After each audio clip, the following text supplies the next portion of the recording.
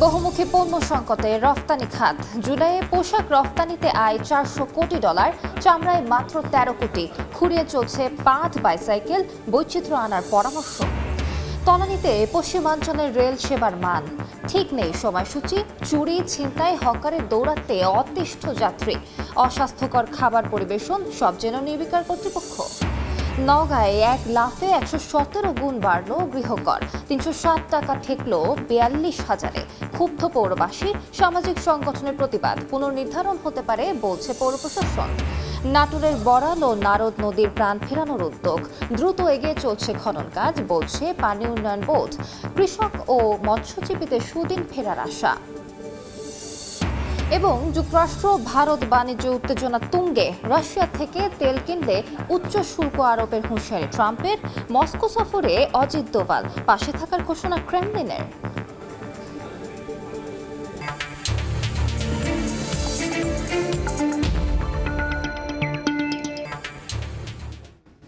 দেখছিলেন শিরোনাম। আমন্ত্রণ জানাচ্ছি দেশ ও দেশের বাইরের অর্থ বাণিজ্যের নানা খবর নিয়ে আমাদের নিয়মিত আয়োজন এই সময় বাণিজ্যে। আপনাদের সঙ্গে আছি আমি আলিশা ইসলাম।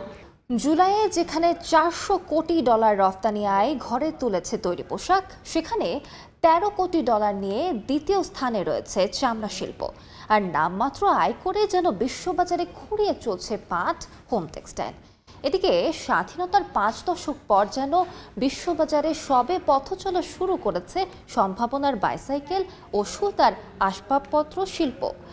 রফতানি পণ্যে বৈচিত্র্যহীনতার কারণ হিসেবে পোশাক শিল্পের ওপর বেশি নির্ভরতাকেই দায়ী করছেন অর্থনীতিবিদরা। আর রফতানি সহায়ক কাঁচামাল আমদানি নীতির অভাবকে সামনে আনছেন উদ্যোক্তারা। কামরুল হাসান সবুজের রিপোর্ট।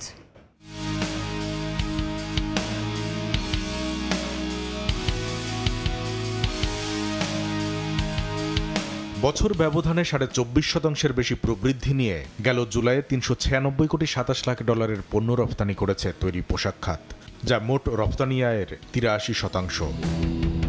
পোশাক শিল্পের রপ্তানি আয় যখন ছুঁই করছে 400 কোটির ঘর, তখন দ্বিতীয় অবস্থানে থাকা চামড়া শিল্পের রপ্তানি আয় মাত্র $12 কোটি 74 লাখ। তৈরি পোশাক ও চামড়ার পর আর কোনো খাতের রপ্তানি আয় পার হয়নি $10 কোটি গণ্ডি। $6 কোটি 81 লাখ নিয়ে তৃতীয় অবস্থানে রয়েছে হোম টেক্সটাইল।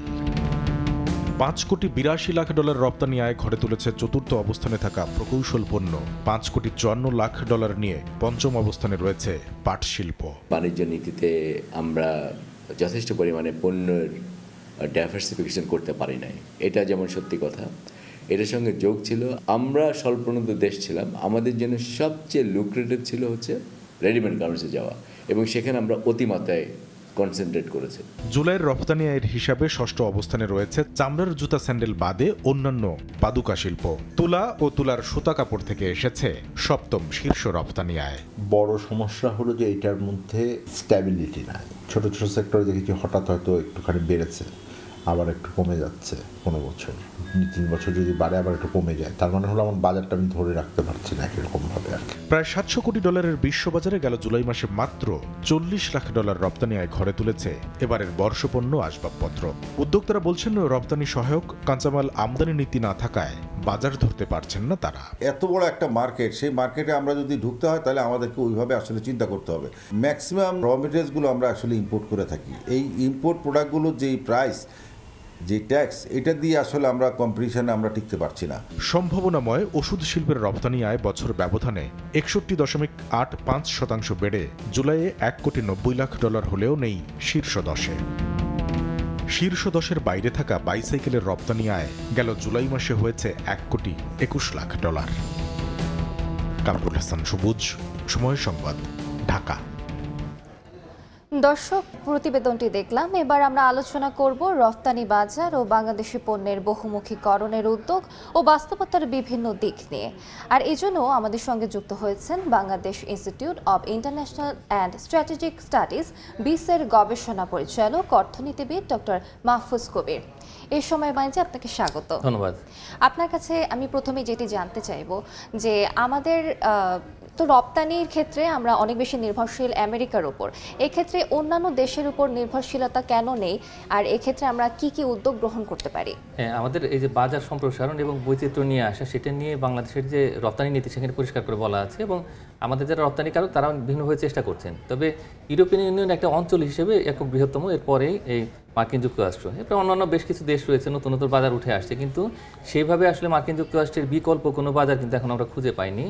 এশিয়ার মধ্যে বিশেষ করে যে জাপান, দক্ষিণ কোরিয়া, সেগুলোতে কিছু রপ্তানি আমরা করছি। মধ্যপ্রাচ্যে এখন আমরা কিছুটা বাজার বাড়াচ্ছি, কিন্তু অন্যান্য দেশ বিশেষ করে চীন, ভিয়েতনাম, তারা কিন্তু খুব অ্যাগ্রেসিভলি এই সমস্ত জায়গাতে আছে।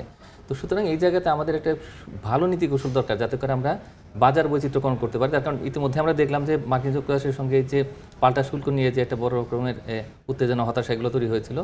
এখান থেকে বোঝা যায় যে আমাদের আসলে পণ্যে বৈচিত্র্যকরণ যেমন দরকার, একই সঙ্গে আসলে বাজারেও বৈচিত্র্যকরণ করতে হবে।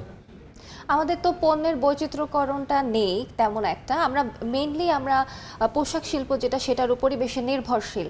এই ক্ষেত্রে এটা কেন হচ্ছে না, আপনি কি মনে করেন? আসলে আমি মনে করি যে আরএমজির ক্ষেত্রে যে ধরনের পলিসি সাপোর্ট দেওয়া হয়েছে সেগুলো অন্য প্রোডাক্টের ক্ষেত্রে আসেনি। বিশেষ করে আমি বলবো যে তাদের জন্য যে বন্ডেড ওয়্যার হাউস বা ব্যাক টু ব্যাক এলসি এবং অন্যান্য মানে ব্যাংক থেকে অনেক ফ্যাসিলিটিগুলো পাওয়া গেছে। তো এই সমস্ত কারণে এই তৈরি পোশাক খাতটা দাঁড়িয়ে গেছে। আর অন্যান্য সেই অর্থে কোনো খাতে সেরকমভাবে বৈশ্বিক উদ্যোক্তা গড়ে ওঠেনি। মানে যেটা হয় যে এই আরএমজি সেক্টরটা হচ্ছে বায়ার ড্রিভেন একটা সেক্টর।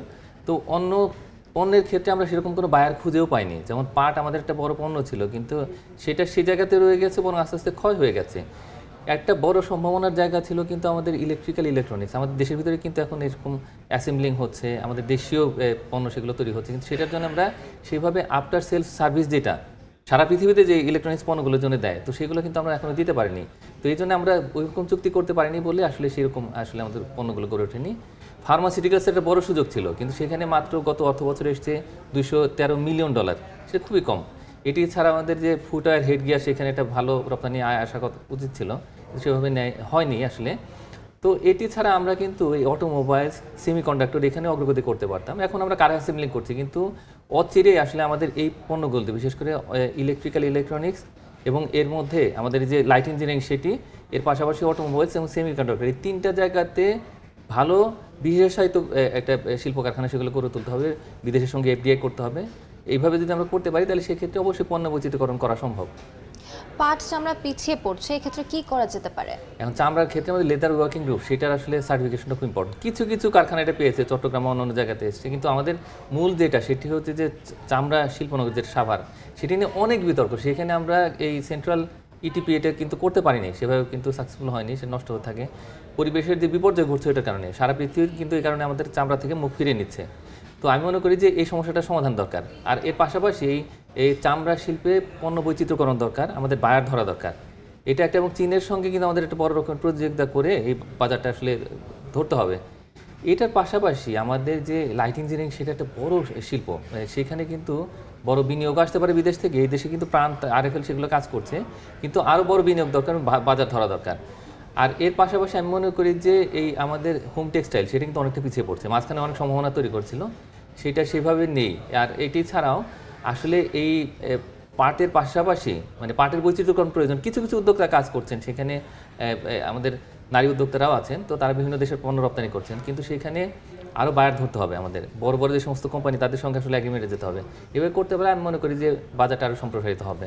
আপনার কাছে কি মনে হয়, আমাদের যে পণ্যের বৈচিত্র্যকরণটা নেই, সেজন্য কি আমরা পিছিয়ে পড়ছি প্রতিযোগিতায় বিশ্ববাজারে? অবশ্যই। এবং এই যে একটা বড় রকমের প্যানিকের মধ্যে দিয়ে আমরা গেলাম, এত ভয়, আতঙ্ক, উদ্বেগ, আমাদের যদি পণ্যের বৈচিত্র্যকরণ থাকতো, বাজারে বৈচিত্র্যকরণ হতো, তাহলে সেক্ষেত্রে কিন্তু এত ভয় আমাদের পেতে হতো না। হ্যাঁ, তো এখন যে অবস্থা সেটা হচ্ছে যে 82% হচ্ছে আমাদের আরএমজি তৈরি পোশাক, এর বাইরে যেগুলো আছে সেগুলো কিন্তু উঠে আসছে না। এবং দেখা যাচ্ছে ধারাবাহিকতা নেই, একেবারে ধারাবাহিকতা নেই। নীতিগুলো কিন্তু ভালো, মানে সেই অর্থে আমাদের রপ্তানি নীতি প্রত্যেকটাতেই কিন্তু পণ্য বৈচিত্র্যকরণ, বাজার বৈচিত্র্যকরণ সেগুলো বলা আছে। এই এক্সপোর্টে পলিসি সাপোর্ট আছে, আমাদের ফিসক্যাল সাপোর্ট আছে। তো কিন্তু তারপরেও আমাদের এই যে বৈচিত্র্যকরণ হচ্ছে না বলেই কিন্তু আমরা এই একটা ভয়ের মধ্যে আছি যে এই তৈরি পোশাকে যে কোনো একটা আঘাত আসে, তাহলে সেক্ষেত্রে পুরো দেশের অর্থনীতি এবং রপ্তানি আয় দুটোই একটা সংকটের মধ্যে পড়বে। সুতরাং আমাদের এখান থেকে দুটো জিনিস দরকার। একটা হচ্ছে যে বাজার বৈচিত্র্যকরণ, সেখানে অবশ্যই ল্যাটিন আমেরিকার 4টি দেশ আছে খুবই ভালো করছে। এটা হচ্ছে যে আর্জেন্টিনা, ব্রাজিল, পেরু এবং চিলি। এই 4টা দেশে আমাদের বাজারটা এক্সপান্ড করতে হবে। আমাদের আফ্রিকায় বাজার রয়েছে, এশিয়ার মধ্যেই কিন্তু আমরা আরও বাজারটাকে আরও এক্সপ্যান্ড করতে পারি। মিডল ইস্টে প্রচুর কাপড়ের চাহিদা রয়েছে, তো সেখানে কাস্টমাইজ যে সমস্ত প্রোডাক্ট সেগুলো রপ্তানি করতে পারি। এবং এর পাশাপাশি খাদ্যপণ্য রপ্তানিতে আমরা অনেক ভালো করতে পারি। এই মুহূর্তে সবজি, ফল, মাছ এগুলো কিন্তু ভালো উৎপাদন করছি, তো সেগুলো যদি স্ট্যান্ডার্ডাইজ করতে পারি, প্যাকেজিং ভালো করে করতে পারি, আমি মনে করি যে বাংলাদেশের জন্য একটা বড় সম্ভাবনা রয়েছে সারা পৃথিবীর বাজারে। আপনাকে অসংখ্য ধন্যবাদ। ধন্যবাদ। আমরা আলোচনা করছিলাম ডক্টর মাহফুজ কবিরের সঙ্গে। দেখছেন এ সময় বাণিজ্য।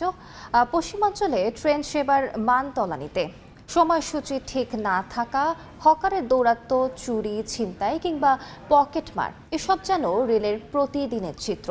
নোংরা টয়লেট ও অস্বাস্থ্যকর খাবার পরিবেশন সহ নানা অব্যবস্থাপনায় যাত্রী দুর্ভোগ চরমে পৌঁছেছে। হাবিবুর রহমান পাপ্পুর ছবিতে বিস্তারিত জানাচ্ছেন আলতাফ হোসাইন। রাজশাহী রেল স্টেশন থেকে ছেড়ে যাওয়া একটি আন্তনগর ট্রেন এটি। খাবারের কোচে দেখা যায় নোংরা আর অস্বাস্থ্যকর পরিবেশ। মেনুতে অনেকগুলো খাবারের নাম লেখা থাকলেও দেওয়া হচ্ছে শুধু তেলে ভাজা রুটি, যা স্যান্ডউইচ বলে বিক্রি করা হচ্ছে অতিরিক্ত দামে। চিকেন ফ্রাই এটা না? খাবারের মান নিয়ে অসন্তুষ্ট যাত্রীরা বলছেন বেশিরভাগ সময়ই ট্রেন থেকে নেমে বাইরের দোকান থেকে খাবার খেতে বাধ্য হন তারা। খিদা লাগে খেয়েছে, এখন স্বাস্থ্যকর কিনা। ট্রেনে যে খাবার যে পরিমাণ দেয় তার থেকে দাম অনেক বেশি, এবং হচ্ছে খাবারের যে মান সেটা অনেক নিম্নমানের। এদিকে ট্রেনের ভেতরে হকারদের দৌরাত্মে অতিষ্ঠ যাত্রীরা। এর মধ্যে আবার চুরি, ছিনতাই কিংবা পকেটমার যেন নিত্যদিনের ঘটনা। আছে শিডিউল বিপর্যয়ের ভোগান্তিও। অনেক সময় আমরা সিট পাই না, কিন্তু হকারদের ঠেলে আমরা দাঁড়িয়ে যে একটু যাতায়াত করবো সেটাও পারি না। ব্যাগ কেটে টাকা, মোবাইল এগুলো হর হামেশাই হচ্ছে। ট্রেনের কাঠামোতেও রয়েছে বড় দুর্বলতা। কোথাও নড়বড়ে জানালা, কোথাও লক্কর ঝক্কর সিট, আবার কোথাও ভয়াবহ নোংরা টয়লেট। মেরামতের অভাবে রেললাইন মারাত্মক ঝুঁকিতে, প্রায়ই ঘটছে দুর্ঘটনা।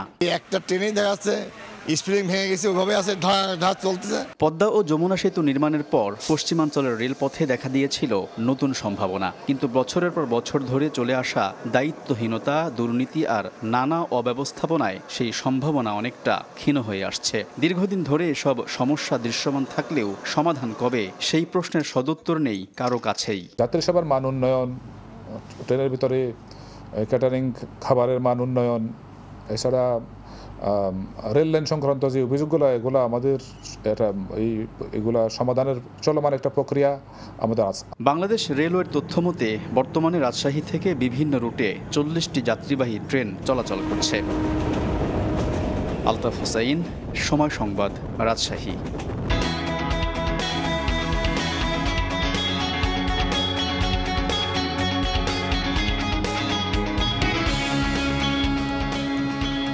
চলতি অর্থ বছরে বেনাপোল স্থলবন্দর থেকে ৮,৩৭০ কোটি টাকা রাজস্ব আদায়ের লক্ষ্যমাত্রা নির্ধারণ করেছে জাতীয় রাজস্ব বোর্ড এনবিআর, যা গত অর্থ বছরের চেয়ে ১,৬৬৫ কোটি টাকা বেশি।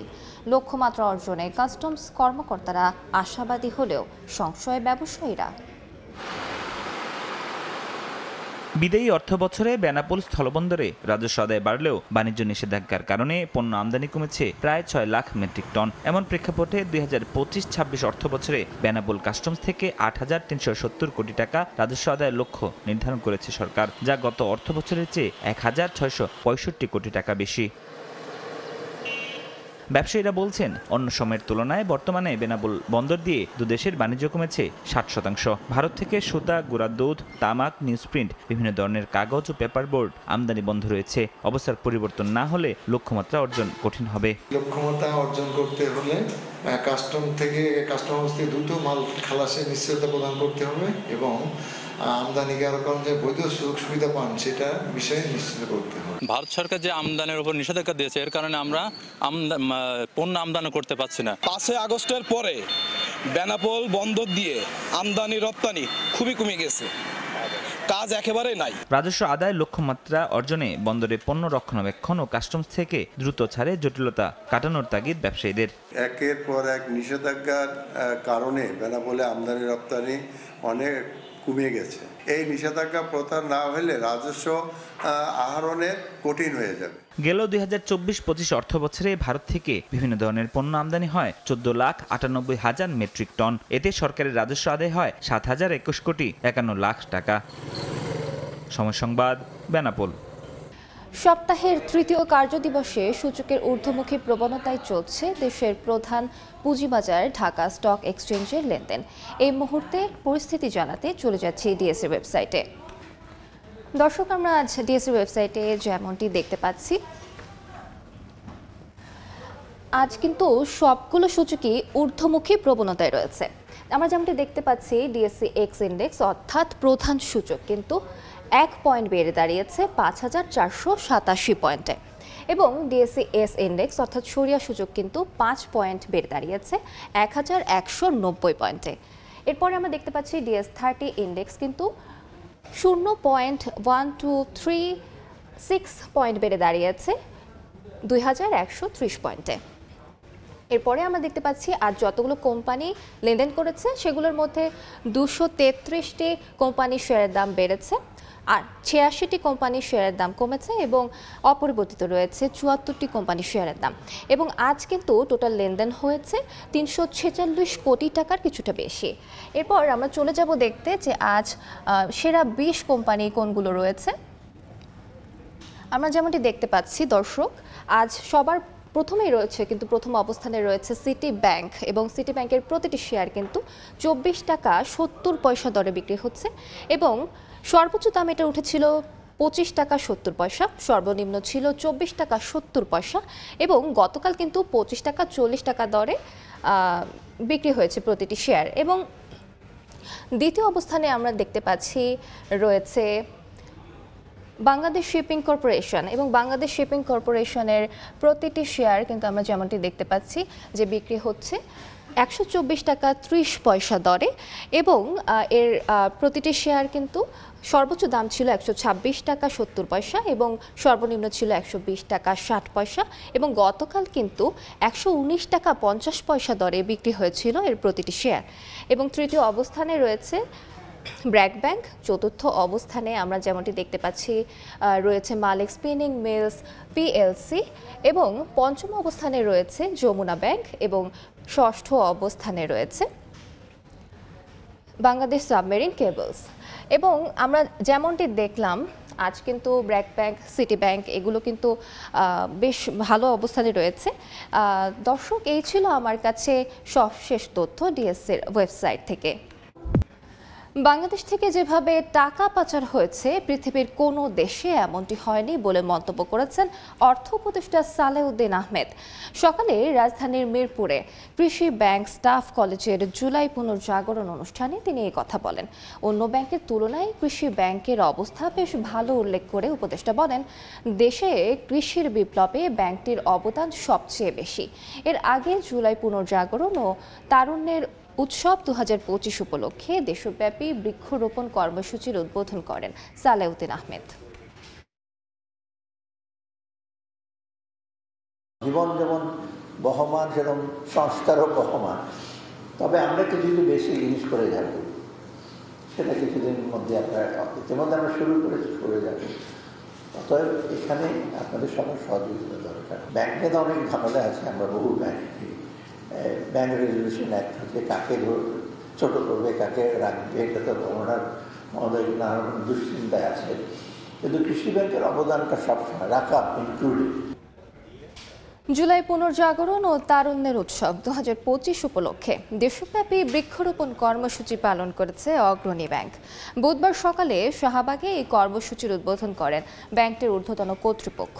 এ সময় ব্যাংকের ব্যবস্থাপনা পরিচালক ও প্রধান নির্বাহী কর্মকর্তা মোহাম্মদ আনোয়ারুল ইসলাম বলেন, জুলাই শহীদের স্মরণে বৃক্ষরোপণ করা হচ্ছে। বৃক্ষরোপণ কর্মসূচিতে উপস্থিত ছিলেন অতিরিক্ত সচিব সাইদ কুতুব ও অগ্রণী ব্যাংকের পরিচালক সহ ব্যাংকটির ঊর্ধ্বতন কর্মকর্তারা। নওগাঁ পৌরসভায় মাত্র ৩৬০ টাকার গৃহকর ১ লাফে বাড়িয়ে ধরা হয়েছে ৪২,০০০ টাকা। এমন অস্বাভাবিক কর বৃদ্ধির ঘোষণায় চরম ক্ষোভ প্রকাশ করেছেন পৌরবাসী। প্রতিবাদে সরব হয়ে উঠেছে বিভিন্ন সামাজিক সংগঠন। যদিও পৌর প্রশাসন বলছে শুনানির মাধ্যমে এই কর পুনর্নির্ধারণ করা হতে পারে। এমআর রকের রিপোর্ট, ছবি তুলেছেন রকিবুল ইসলাম। গত ১ জুলাই এক প্রেস ব্রিফিংয়ে নতুন কর কাঠামো ঘোষণা দেন নওগাঁ পৌর প্রশাসক। সেখানে তুলে ধরেন পৌরসভার উন্নয়ন ও সেবার মান বাড়াতে কর বাড়ানো হয়েছে। তবে ঘোষিত কর বৃদ্ধির হার দেখে হতবাক পৌরবাসী। আগে যেখানে একটি বাড়ির গৃহকর ছিল মাত্র ৩৬০ টাকা, এখন সেটি ১ লাফে ১১৭ গুণ বাড়িয়ে ধরা হয়েছে প্রায় ৪২,০০০ টাকা। এমন সিদ্ধান্তে সামাজিক সংগঠনগুলো প্রতিবাদ সভা ও মানববন্ধন বিক্ষোভ করছে। পৌরবাসীর অভিযোগ, কর বাড়ানো হলেও সেবা বাড়েনি, বরং রাস্তাঘাট, ড্রেনেজ সহ প্রতিটি খাতেই ভোগান্তি চরমে। এই জায়গা থেকে যে অনুপাতে ভ্যাট বৃদ্ধি হয়েছে সে অনুপাতে আমাদের রাস্তাঘাটের কোনো উন্নয়ন হয় নাই। যেখানে চিকিৎসা এবং খাদ্যের সংকট, সেখানে পৌর ট্যাক্স তাদের মাথার উপর একটা বোঝা হয়ে দাঁড়াইছে। তবে পৌর প্রশাসক বলছেন সেবার খাত বাড়াতে কর বাড়ানো হয়েছে, তবে এটা চূড়ান্ত নয়। শুনানির মাধ্যমে যারা আপত্তি করবেন তাদের কর পুনর্বিবেচনা করার সুযোগ থাকবে। যদি কোনো ব্যক্তি মনে করেন যে আমার হোল্ডিং ট্যাক্সটা একটু বেশি হয়ে যাচ্ছে, তিনি সেটা পুনর্বিবেচনার জন্য আবেদন করতে পারেন। কমিটি যে ডিসিশন দেবে সেটাই চূড়ান্ত ডিসিশন। ১৯৬৩ সালে নওগাঁ পৌরসভা প্রতিষ্ঠা করা হয়। ৩৮.৩৬ কিলোমিটার আয়তনের এই পৌরসভার বাসিন্দা ৩,৬০,০০০। নওগাঁ পৌরসভা থেকে এমআর রকি, সময় সংবাদ।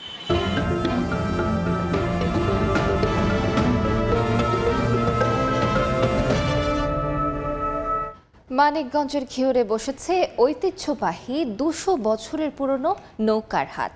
সেখানকার নৌকার বেচাকেনার খবর জানাতে সরাসরি যুক্ত হচ্ছেন সহকর্মী মোহাম্মদ ইউসুফ আলী। ইউসুফ, পদ্মা, যমুনা, ইসামতি, ধলেশ্বরী এবং মুক্ত জলাশয়ের যে পানি রয়েছে সা বৃদ্ধি পাওয়া শুরু করেছে। আর এই বৃদ্ধি পাওয়ার সাথে সাথে কিন্তু নদ নদীর পানি বৃদ্ধির সাথে সাথে কিন্তু চাহিদা বেড়েছে নৌকার। আর সেই নৌকাটা বেচা কিনাটা এখন এই হাটে জমজমাট। এটা মানিকগঞ্জের ঘিওর উপজেলার যে আজকের সাপ্তাহিক হাট রয়েছে তা কিন্তু ক্রেতা বিক্রেতা এখন জমে উঠেছে। ২০০ বছরের ঐতিহ্যবাহী এই হাটে নদ নদীর পানি বৃদ্ধির সাথে সাথে নৌকার চাহিদাও কিন্তু বেড়েছে। অর্থাৎ সকাল থেকে আমরা দেখছি যে বিভিন্ন ট্রলারে এবং যে ছোট ছোট যানবাহনের নৌকা নিয়ে এখানে এসেছে ব্যবসায়ী এবং কাঠ মিস্ত্রিরা, তারা কিন্তু বিক্রি করছে। এখানে কাঠ ব্যবসায়ী যারা রয়েছে তারা বলছেন যে কাঠ যারা মিস্ত্রি রয়েছে তারা বলছেন যে আসলে দামটা এখনো একটু কম রয়েছে, পানি বৃদ্ধি পেয়েছে, তারা ভালো দাম আশা করছেন। অন্যদিকে ব্যবসায়ীদের সাথে কথা বলেছি, ব্যবসায়ীরা দূর দূরান্ত থেকে, বিশেষ করে সাভার, ঢাকা, ধামরাই থেকে এখানে বিভিন্ন ধরনের ডেঙ্গি নৌকা এবং ডেঙ্গি নৌকা কিন্তু তারা বেচাকেনা করছে। ক্রেতারা বলছে এটা আসলে দাম বৃদ্ধি পেয়েছে, আর বিক্রেতা বলছে এটা দাম কম রয়েছে। এই আসলে এটা উভয় চক্করেই কিন্তু এটা বেচাকেনা চলছে। এখানে আমরা দেখছি যে স্বাভাবিক আকার এবং প্রকার এবং চওড়া হিসাবে কিন্তু এখানে এই ডেঙ্গি নৌকাগুলো বেচাকেনা হচ্ছে। তার মধ্যে আমরা বলতে পারি যে এখানে ২,০০০ থেকে শুরু করে একটা ৯,০০০ পর্যন্ত প্রতিটি ডেঙ্গি নৌকা বেচা কেনা হচ্ছে। যেহেতু পানি বৃদ্ধি পেয়েছে এখানে কিন্তু বেচা কেনাটা জমজট হচ্ছে। এই হাটটি সাপ্তাহিক হাট, এই হাটটিতে প্রতিটি বুধবার এই মৌসুমে আসলে প্রত্যেক দিন কমপক্ষে ৮ থেকে ১০ লাখ টাকার বিভিন্ন ধরনের ডিঙ্গি নৌকা বেচা কেনা হয়। এটা ঐতিহ্যবাহী হাট। এই ছিল আমার কাছে সর্বশেষ তথ্য। সরাসরি যুক্ত ছিলাম মানিকগঞ্জে।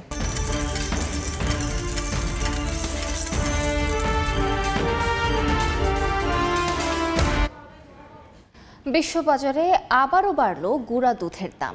যদিও ১.৫-২ মাস ধরে কমতির দিকে রয়েছে চেডার পনির, মাখন আর মোজারেলার দর। চলতি মাসের প্রথম নিলাম শেষে এ তথ্য জানিয়েছে গ্লোবাল ডেইরি ট্রেড। দুগ্ধজাতীয় পণ্যের সবচেয়ে বড় নিলামকারী প্রতিষ্ঠান গ্লোবাল ডেইরি ট্রেড জিডিটির চলতি মাসের প্রথম নিলামে আবারও বেড়েছে ননিযুক্ত গুঁড়া দুধের দাম। এবার 2 সপ্তাহ ব্যবধানে 2.1% বেড়ে প্রতি মেট্রিক টন এই দুধ হাতবদল হয়েছে $4012।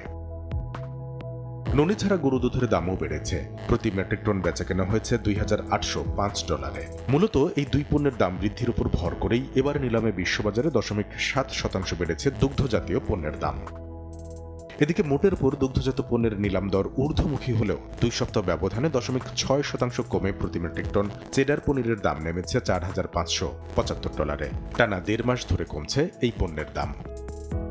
5 আগস্টের নিলামে মাখনের দাম 3.8% কমে প্রতি মেট্রিক টন বিক্রি হয়েছে $7214। এই পণ্যের দামও কমছে 1.5 মাস ধরে।